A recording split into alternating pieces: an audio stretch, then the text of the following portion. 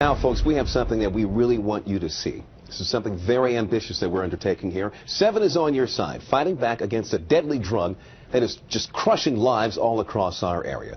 Tonight, we begin a 7 on your side in-depth special report on the Heroin Highway. Now, this is a dubious nickname for the corridor along Interstate 70 and 81, beginning in Baltimore, stretching all the way into Virginia and West Virginia.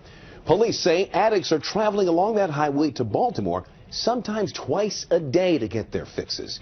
Well, tonight, fighting back against crime investigator Jennifer Donlin hits the road and takes us to the source of the supply. Heroin Highway. Travel Interstate 70 from Baltimore into Hagerstown. You don't remember how many times he overdosed? No, I don't. He was laying there 3 hours before somebody found him. Take I-81 into Martinsburg, West Virginia. My son has OD'd 3 times. 3 times and they brought him back. I have seen young kids even doing it. Here in Martinsburg?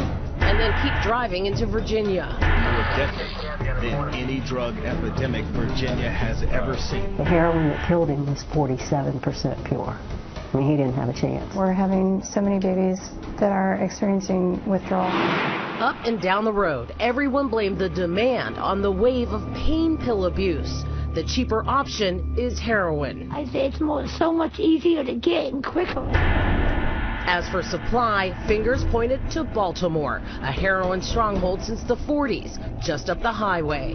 My family member, that's what he was doing. He was running back and forth to Baltimore. James Piles is a former Maryland State Police major. We learned through an investigation a young girl put over 10,000 miles in 1 month on her car driving from Allegheny County to Baltimore City to get her heroin. Heroin distribution channels in Baltimore had been long established.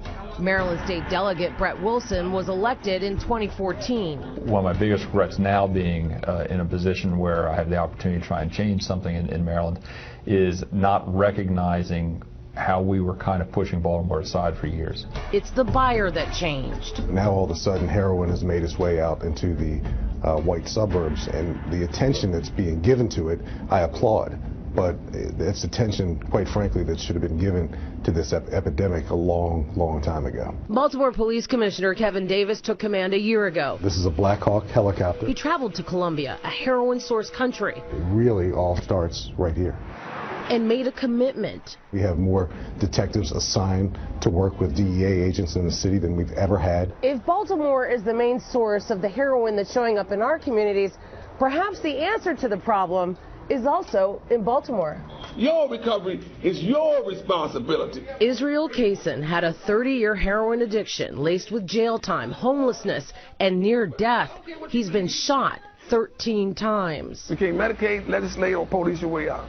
You have to change the lifestyle. You need own it now. He kicked heroin in '95 and began a round-the-clock tough love total abstinence program.